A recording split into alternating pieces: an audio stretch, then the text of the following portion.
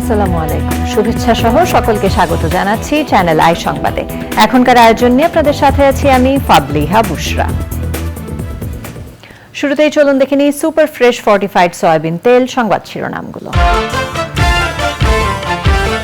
15 বছরে গুম খুন হত্যার বিচার দাবি করেছে বিএনপি। রাষ্ট্র সংস্কার ও সুষ্ঠু নির্বাচনের লক্ষ্যে অন্তর্বর্তী সরকারকে সহায়তার ঘোষণা।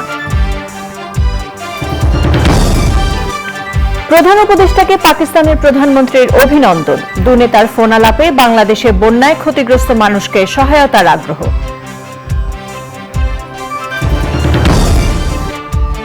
এবং বাংলাদেশের বর্তমান সরকারের সাথে সমন্বয় করেই কাজ করবে দিল্লি, বললেন পররাষ্ট্রমন্ত্রী জয়শঙ্কর।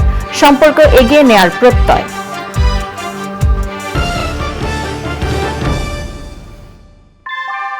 আমরা তৈরি করি বিশ্বমানের জার্মান প্রযুক্তির ভূমিকম্প সহনশীল থার্মিক্স রড, যা আপনার স্থাপনাকে নিরাপদ রাখে প্রজন্ম থেকে প্রজন্ম। সালাম still, most durable still.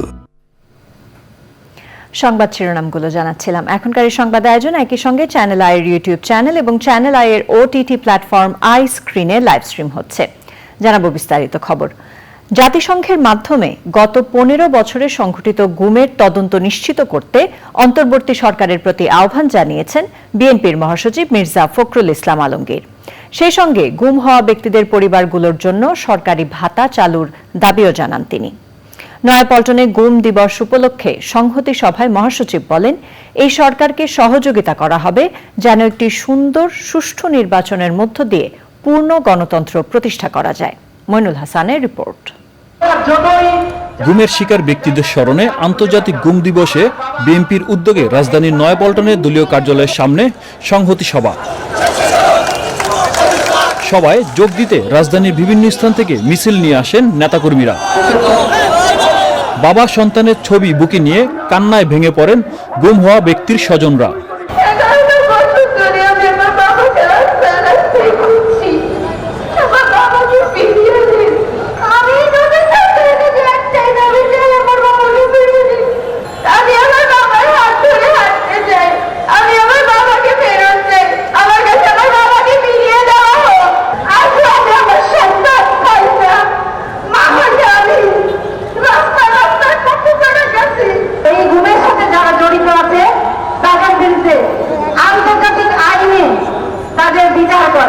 Sheikh হাসিনাকে ফিরিয়ে এনে আন্তর্জাতিক অপরাধ আদালতে বিচারের মুখোমুখি করার দাবি জানান বক্তারা।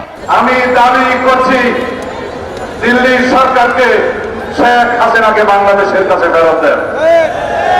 বাংলাদেশে যত গুম খুন হয়েছে, মানবাধিকার হরণ হয়েছে, যত অপহরণ হয়েছে, যত বেআইনি আটক হয়েছে, যত শত সহস্র শহীদ মৃত্যুবরণ করেছে, আত্মদান করেছে, সবকিছুর জন্য তাকে দায়ী করে তার বিচার এই দেশে করা হবে। গুমের মাধ্যমে ভয়ভীতি সঞ্চার করে সাধারণ মানুষ যাতে তার বিরোধিতা করতে না পারে, শরীরের শাসনের বিরোধিতা করতে না পারে। দেশ বিদেশে এখনো ষড়যন্ত্র চলছে মন্তব্য করে নেতাকর্মীদের ঐক্যবদ্ধ থাকার আহ্বান জানান বিএনপির মহাসচিব।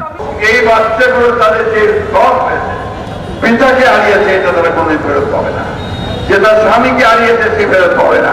তাই রাষ্ট্রের দায়িত্ব হচ্ছে এই পরিবারগুলোর দায়িত্ব গ্রহণ করা। অনেক ত্যাগ স্বীকার করেছি আমরা।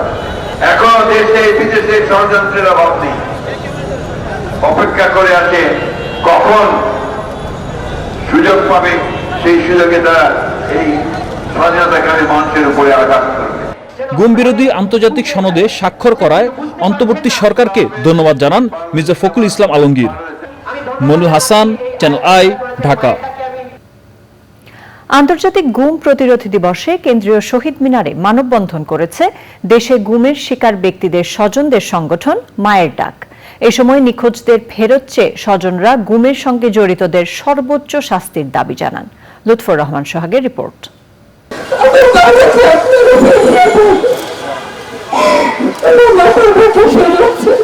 স্বজনের ছবি হাতে কেন্দ্রীয় শহীদ মিনারে জড়ো হন গুমের শিকার ব্যক্তিদের পরিবারের সদস্যরা। তারা শোনান প্রিয়জন হারানোর দুঃসহ অভিজ্ঞতা। গুম হওয়ার এই 6টা বছর আমরা রাস্তায় রাস্তায় বাবার ছবি হাতে নিয়ে দাঁড়িয়েছি। আমার ভাইয়ের তখন মাত্র 1 বছর ছিল, সে বুঝতে পারলো। অপেক্ষা করতো। বাবা ফিরবে, আমরা ঘুমিয়ে যাই, তাই আমরা দরজা খুলতে পারি না। আমার ভাই সোফায় বসে থাকতো, বলতো বাবা আসবে। আমার ভাইটা এখন পর্যন্ত অপেক্ষায় আছে যে আমাদের বাবা ফিরে আসবে। আমি ছোটবেলা থেকে বড় হয়ে গেছি, আমি আমার বাবাকে দেখিনি। বাবা কেমন আমি সেটা জানি না। আমি আমার বাবাকে দেখতে চাই, আমি আমার বাবাকে ছুঁতে চাই। বাবা কেমন আমি সেটা অনুভব করতে চাই। আমার কাছে আমার বাবাকে ফিরিয়ে দেওয়া হোক। আওয়ামী লীগের শাসনামলের সমালোচনা করে মানববন্ধনে গুমের সঙ্গে জড়িতদের শাস্তির দাবি জানানো হয়। গুমের ঘটনার সাথে যারা যারা জড়িত প্রত্যেকটি গুম অভিযুক্তদের বিরুদ্ধে সঠিক তদন্ত করা হোক এবং তাদের কি ঘটেছে, আমাদের এই স্বজনগুলো আজও জীবিত আছে না তাদের ভাগ্যের কি নির্মম পরিণতি ঘটেছে, এর সঠিক তদন্ত আমরা চাই। ভুক্তভোগী পরিবারগুলো গুমের শিকার ব্যক্তিদের তালিকা তৈরির দাবি জানিয়েছে। লুৎফর রহমান সোহাগ, চ্যানেল আই, ঢাকা। আগামী জাতীয় নির্বাচনকে ইতিহাসের অন্যতম কঠিন পরীক্ষা। নির্বাচনের ফলাফলের জন্য বিএনপি সবসময় জনসমর্থনের উপর নির্ভরশীল বলে মন্তব্য করেছেন বিএনপির ভারপ্রাপ্ত চেয়ারম্যান তারেক রহমান। রাজশাহী বিভাগের জেলাগুলোর নেতাকর্মীদের সঙ্গে মতবিনিময় সভায় প্রধান অতিথির বক্তব্যে তিনি একথা বলেন। নেতাকর্মীদের উদ্দেশ্যে তারেক রহমান বলেন, বিএনপি গত 17 বছর ধরে জুলুম নির্যাতন সহ্য করে যেভাবে জনগণের আস্থা ধরে রেখেছে তার ধারাবাহিকতা রাখতে হবে। জনগণের আস্থা অর্জন ও সেটি অক্ষুণ্ণ রাখতে তৃণমূল নেতাকর্মীদের ঐক্যবদ্ধভাবে কাজ করার নির্দেশনা দেন তারেক রহমান।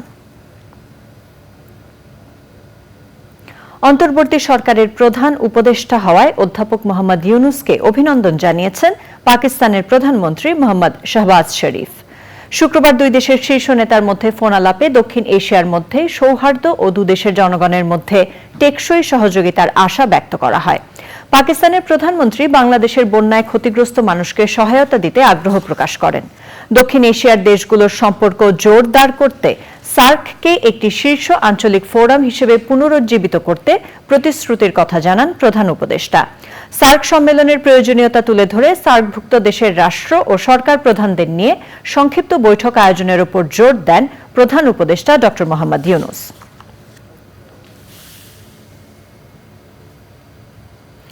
বাংলাদেশের রাজনৈতিক পট পরিবর্তনের কথা উল্লেখ করে ভারতের পররাষ্ট্রমন্ত্রী এস জয়শঙ্কর বলেছেন, দিল্লি বাংলাদেশের বর্তমান সরকারের সাথে সমন্বয় করেই কাজ করবে।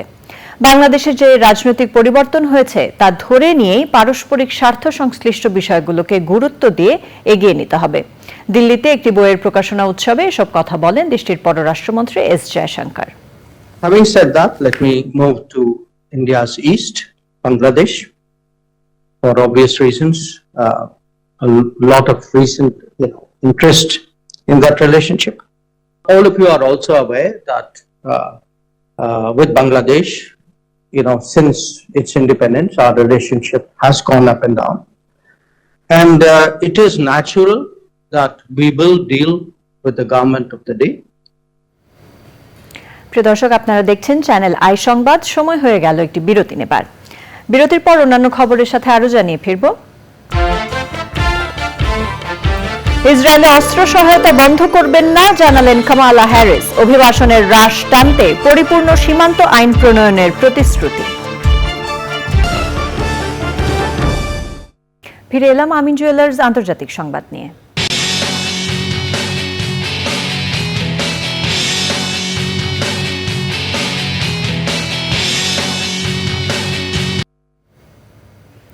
যুক্তরাষ্ট্রের দক্ষিণাঞ্চলীয় সীমান্তে কঠোর অভিবাসন নীতি প্রণয়নের অঙ্গীকার করেছেন আসন্ন মার্কিন প্রেসিডেন্ট নির্বাচনে ডেমোক্র্যাট প্রার্থী ও বর্তমান ভাইস প্রেসিডেন্ট কামালা হ্যারিস। তবে ইসরায়েলে অস্ত্র সহায়তা তিনি বন্ধ করবেন না বলে জানিয়েছেন। প্রেসিডেন্ট প্রার্থী হওয়ার পর মার্কিন সংবাদ মাধ্যম সিএনএনকে দেয়া প্রথম সাক্ষাৎকারে কামালা হ্যারিস এসব কথা বলেন। সাক্ষাৎকারে কামালা হ্যারিস বলেছেন, অভিবাসনের হ্রাস টেনে ধরতে তিনি একটি নতুন করে পরিপূর্ণ সীমান্ত আইন প্রণয়নের চেষ্টা করবেন। এক্সিম ব্যাংক বাণিজ্য সংবাদ।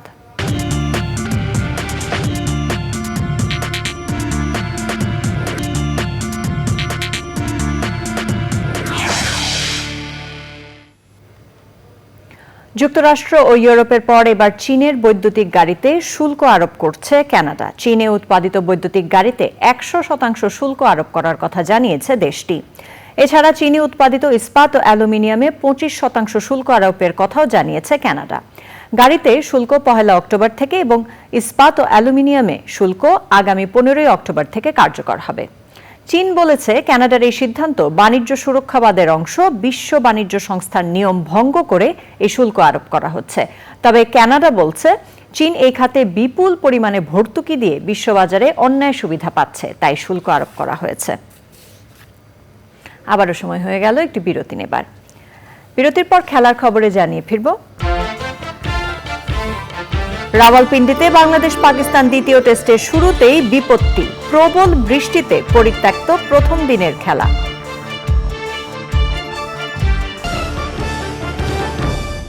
ফিরে এলাম খেলার খবর নিয়ে।